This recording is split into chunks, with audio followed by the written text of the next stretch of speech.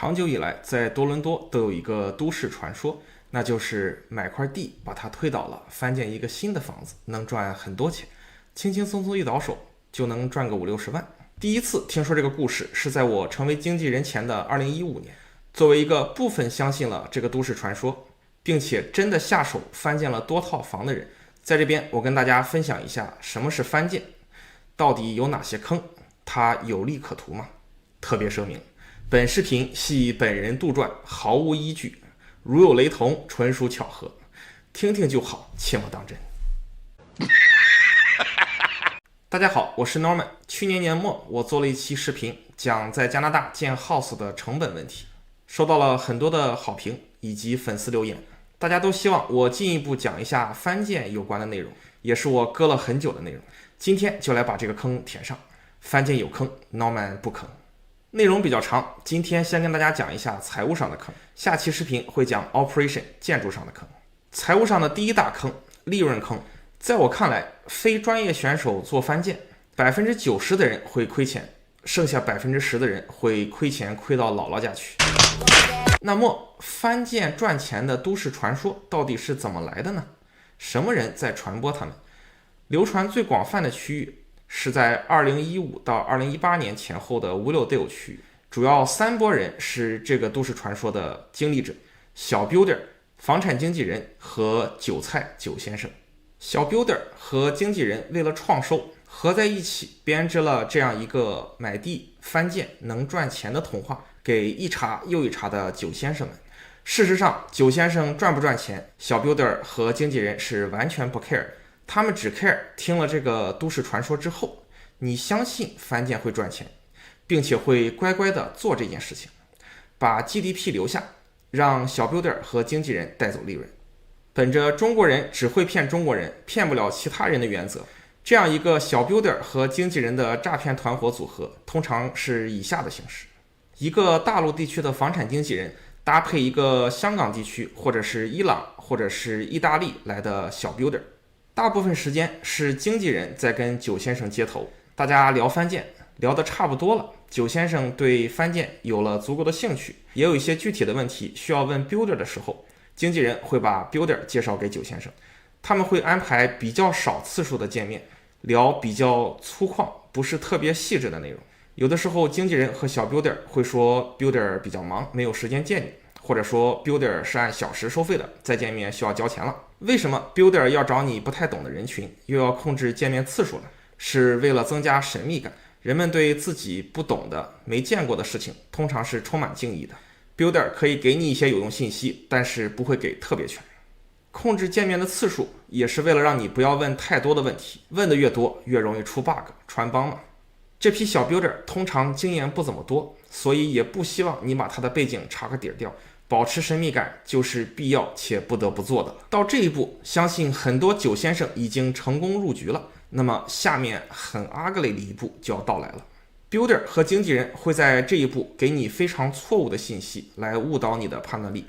builder 会压低建筑成本，让你感觉建筑没有那么贵，而经纪人会夸大最后房子能卖到的价格，一进一出，成本少了20万，卖的价格多了20万，就凭空创造出来了40万的利润。这样凭空创造出来的利润是没有办法兑现的。他们这样讲只是希望你放松警惕，相信翻建这个事情能赚很多钱，快点来搞吧。我见过一个最大的被做局的案例，是在2020年，一个国内的老板拿着一个更大老板的钱，在密西沙加花550万买了一块地，可以建8个 house。 老板请我帮他做建筑部分的预算，我当时按320块钱一尺做的预算，累计建筑成本在1000万出头，加上地的价格，总成本差不多是1600万。而当时这样一个房子只能卖180万左右，总售价也就是1440万，这样是妥妥亏钱的一个项目。显然这块地皮买贵了，上一任房主在4年前买这块地只花了不到105万，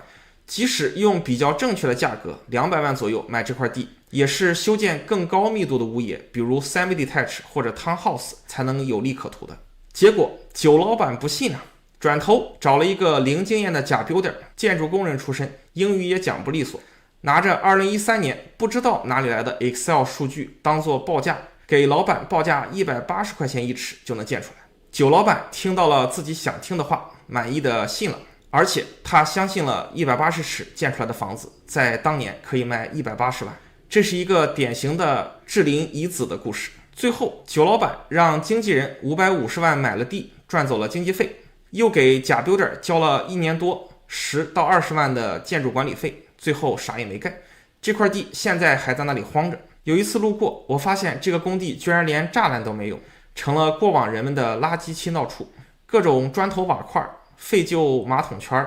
轮胎堆得满地都是。这个案例中，除了经纪人赚到了经纪费，假 builder 赚到了10到20万的管理费之外，相信他们还从原房主那里拿到了价格不菲的好处费。毕竟原地主赚了400多万，没有假 builder 和经纪人的帮助，以前的地主怎么可能把地卖到市场价格的250%呢？酒老板听信了经纪人给的错误售价和假 builder 给的错误建筑成本，导致自己以为在这个项目里面是有利可图的。除了上面讲到的 builder 和经纪人故意报错价，让酒老板觉得翻建可以赚到钱之外，经纪人和 builder 还会故意少说到底应该准备多少钱做这个事情。很多时候告诉你80到100万就够了，说少了可以让这个项目更容易启动，提高名义收益率，还有特别的妙用，稍后会揭晓。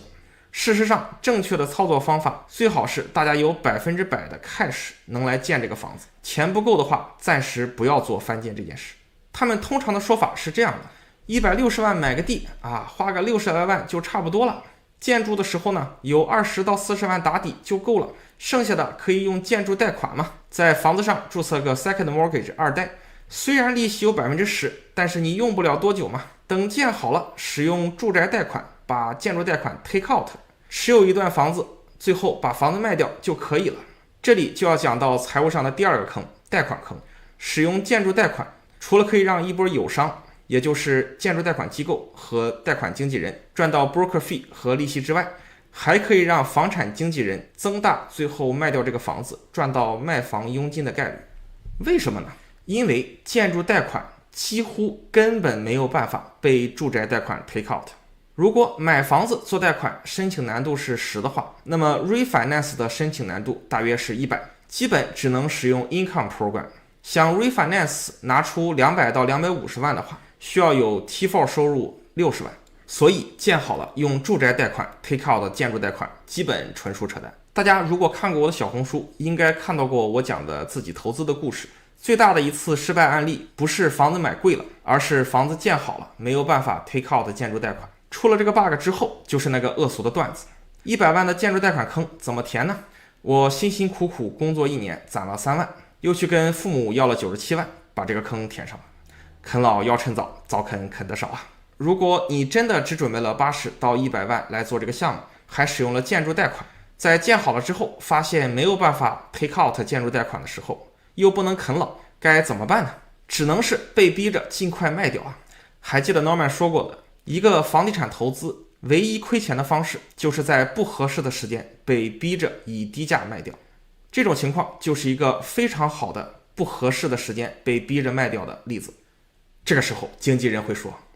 来，贷不到款了吗？我帮你卖掉吧，你就可以解脱了。你赚不赚钱我是不知道的，但是我的经纪费赚到了。市场不好，你着急卖，所以少卖了50万，我无能为力啊，只能对你的不幸遭遇表示同情了。这边我也找了一个9先生的案例，建到一半没有钱继续建了，房东被贷款方逼着卖房子 under power of sale， 也就是拍卖，肯定少卖了很多钱的。这个房子没有建完，没有合法的 legal occupancy， 所以银行不会觉得这是一个房子，只会觉得这是一个空地，上面搭了一些积木。而买这个半成品房子的人也是绝对借不到住宅贷款的，很有可能是cash买家，所以潜在的买家少了一大批人。这个拍卖的卖家不是真正的房东，而是贷款机构的负责人，因为在卖家这一项里面，信息实际上和真实的房东是不匹配的。这个房子已经完工了大约60%了，再有50万上下就可以真正的完工了，可惜没有然后了。相信卖家如果没有被 builder 的错误报价忽悠，也断然不会想到自己去建这个房子然后卖掉的。房子卖125万够还贷款就够了，多卖多少对贷款机构来讲也没有什么益处，还要还给原房东，所以贷款机构找一个比自己贷款额高的金额，尽快卖掉就好。这个故事中，除了九先生，全是赢家。真的建好了，而且卖掉了，就万事大吉了吗？不，你马上要面对的是财务上的第3个大坑 HST 坑。没想到吧，九先生？ Surprise, motherfucker！ 大家可能已经习惯了买卖二手房没有 HST 这么一个准则，但是买新房其实是有 HST 的。我们跟开发商买一个80万的房子，实际上真实的售价应该是72万左右，再加13%的 HST 减2万4的 HST rebate， 所以做翻建项目卖了400万，实际上是要交40多万 HST 的。翻建想要有利润，就必须假设不能交这个 HST， 交了 HST 就更没利润了。如果想不交 HST， 就需要建完了在里面住一段时间，通常推荐住6到12个月。住了这么久之后，政府 CRA 就不觉得这个房子是一个新房了，可以享受 HST 转卖的时候的 exemption， 当做二手房来售卖。如果经纪人已经打谱要坑你了，他们怎么会想着提醒你让你住一段时间再卖来避免 HST 呢？加之你借了建筑贷款，财务压力巨大，还是尽快卖掉的好。顺理成章，卖掉之后的半年 CRA 给你发了个信，让你补交45万的 HST。 接下来就是3年跟 CRA 打官司 battle 的过程。整个过程可以说九先生被坑到姥姥家去了，还没地方说理。因为经纪人和小 builder 其实没有犯什么违法的错误，纯纯的害人于无形，告都告不赢。我只不过是数学不好嘛，这也是错喽。最后还有一个大坑等着你，建的过程中如果发现问题了，想停下来行不行呢？非常的困难。你大意了，没有闪。小 builder 和经纪人搞你是分分钟的事儿。为什么呢？因为在你买房子申请一贷住宅贷款的时候，合约里有这样2条。第一条，一贷要求你不能在房子上注册第二贷款。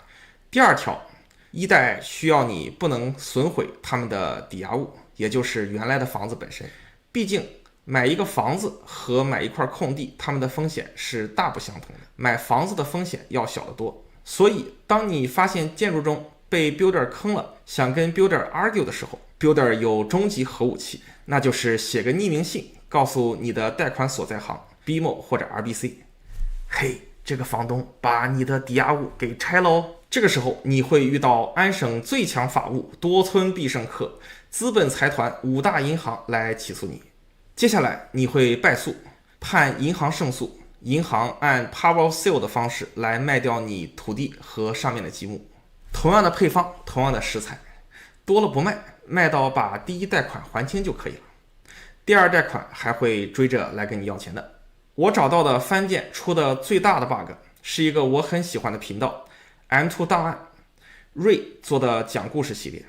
这边也把链接分享给大家了，欢迎屏幕前的朋友们一步也去看一下这个视频，记得跟瑞留言哦。 Norman 的粉丝来访，相信我这种做过多次翻建的人，在翻建过程中也能被坑一下。大部分没有做过翻建的人被坑只是分分钟的事，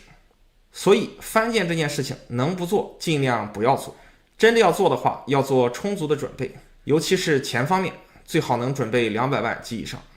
一定要找靠谱的 builder 和经纪人帮你操作。如果要做翻建，最好不要抱着盈利的目的，而是尽量以给自己建一个满意的房子为追求去做翻建这件事。这期视频跟大家讲到了翻建里面财务上有哪些大坑，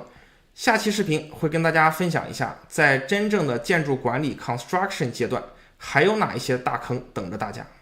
到底要怎么样才能找到一个靠谱的 builder 帮大家完成翻建这件事情？翻建一个房子需要多少钱呢？当然也会跟大家分享一下翻建的好处有哪些，敬请期待，不要错过。点关注不迷路，房子上的问题找 Norman 就够了。